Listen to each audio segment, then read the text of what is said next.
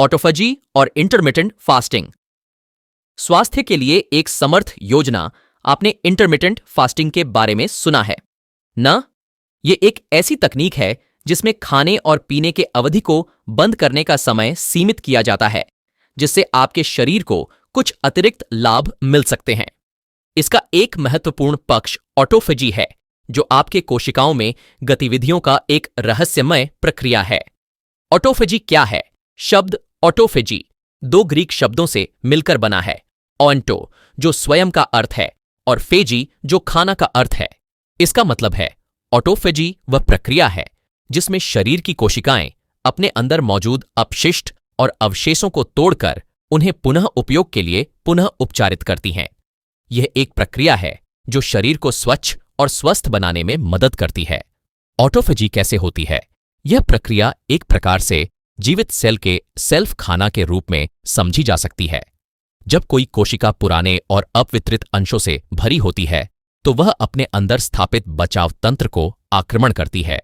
इस प्रक्रिया में अवशिष्ट अवशेषों को तोड़कर या पिघलाकर कोशिका उन्हें पुनः उपचारित करती है और उन्हें नए सामग्रियों में पुनः उपयोग करती है।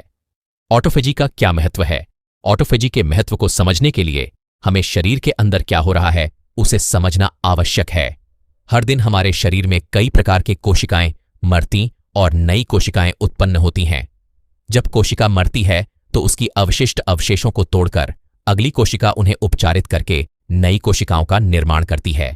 इस प्रक्रिया के द्वारा शरीर में नई कोशिकाओं की संख्या बढ़ती है और वह स्वस्थ बना रहता है। इंटरमिटेंट फास्टिंग और ऑटोफेजी का संबंध के दौरान जब आप अपने खाने पीने के समय को सीमित करते हैं, तो आपके शरीर के अंदर ऑटोफेजी की प्रक्रिया बढ़ जाती है। इस समय आपके शरीर को खाने की कमी का सामना करना पड़ता है और इसके परिणाम स्वरूप शरीर अपने अंदर से विघटित अवशिष्टों को हटाने के लिए ऑटोफेजी प्रक्रिया का सहारा लेता है। ऑटोफेजी और मधुमेह या डायबिटीज एक ऐसी बीमारी है जो आपके शरीर की ऊर्जा को नियंत्रित करने की क्षमता को प्रभावित कर सकती है। अध्ययनों में पाया गया है कि ऑटोफेजी की प्रक्रिया डायबिटीज को नियंत्रित करने में मदद कर सकती है। एक अध्ययन में प्रायोजित इंटरमिटेंट फास्टिंग के दौरान माइस की स्थिति में सुधार देखा गया था। माइस की स्थिति मधुमेह के लिए एक महत्वपूर्ण संकेतक होती है। यह प्रमुख रूप से उच्च ग्लूकोज स्तरों के कारण बढ़ सकती है। इंटरमिटेंट फास्टिंग के कारण माइस स्थिति में कमी होने के कारण शरीर के ग्लूकोज स्तर को नियंत्रित करने की क्षमता में सुधार हो सकता है। अध्ययनों में यह भी पाया गया कि ऑटोफेजी की प्रक्रिया इंसुलिन संबंधी संक्रमणों को कम कर सकती है, जो मधुमेह के उत्पादन में एक महत्वपूर्ण भूमिका निभाते हैं। इन शॉर्ट, ऑटोफेजी एक महत्वपूर्ण प्रक्रिया है जो हमारे शरीर को स्वस्थ और सुरक्षित बनाने में मदद कर सकती है। इंटरमिटेंट फास्टिंग एक तकनीक है जो आपके शरीर को ऑटोफेजी के लाभ प्राप्त करने में मदद कर सकता है।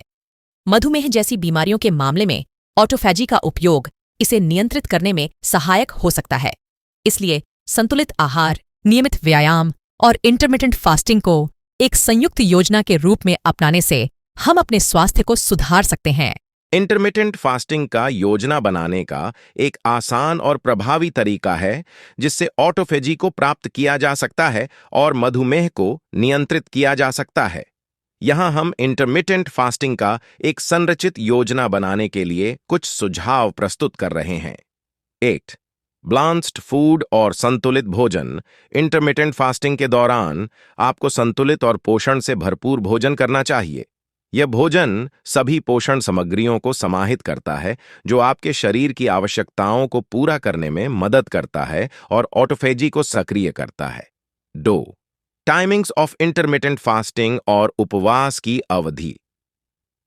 इंटरमिटेंट फास्टिंग के दौरान आपको उपवास की अवधि को सही रखना चाहिए।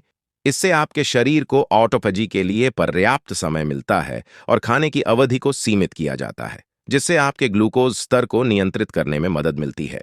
रात्रि में खाना खाने का समय बेहद महत्वपूर्ण होता है।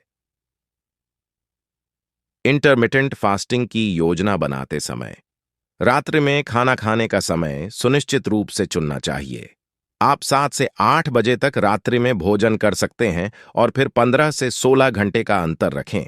11 बजे से 12 बजे के बीच फलों के साथ नाश्ता करें और फिर 12 घंटे के बाद भोजन करें, जिसमें सलाद शामिल हो। यह प्रक्रिया रात्रि में भोजन के साथ भी दोहराया जा सकता है, सलाद के साथ। इस प्रकार आप अपने आहार को संतुलित और स्वस्थ बना सकते हैं, जिससे आपका शरीर ऑटोफैजी के लाभ प्राप्त कर सकता है और मधुमेह को नियंत्रित करने में मदद मिल सकती है। 3. पानी की सही मात्रा और राइट हाइड्रेशन। इंटरमिटेंट फास्टिंग के दौरान पानी की पर्याप्त मात्रा का सेवन करना अत्यंत महत्वपूर्ण है। यह आपके शरीर को हाइड्रेटेड रखने में मदद करता है और ऑटोफैजी के प्रक्रिया को सही ढंग से संचालित करता है। 4. नियमित व्यायाम और रेगुलर एक्सरसाइज। इंटरमिटेंट फास्टिंग के दौरान नियमित व्यायाम करना भी अत्यंत महत्वपूर्ण है। यह आपके शरीर को स्वस्थ और विकसित बनाने में मदद करता है और ऑटोफैजी को संचालित करने में सहायक होता है। 5. हेल्थी लाइफस्टाइल और स्वस्थ जीवन शैली। इंटरमिटेंट फास्टिंग को एक स्वस्थ और नियमित जीवन शैली के साथ संयुक्त करना चाहिए। इससे आपके शरीर को अधिक लाभ मिलते हैं और आपकी सामाजिक और आर्थिक जीवन शैली में भी सुधार होता है। इंटरमिटेंट फास्टिंग का एक संरचित योजना बनाने से आप अपने शरीर को ऑटोफैजी के लाभ प्राप्त कर सकते हैं और मधुमेह को नियंत्रित करने में मदद कर सकते हैं।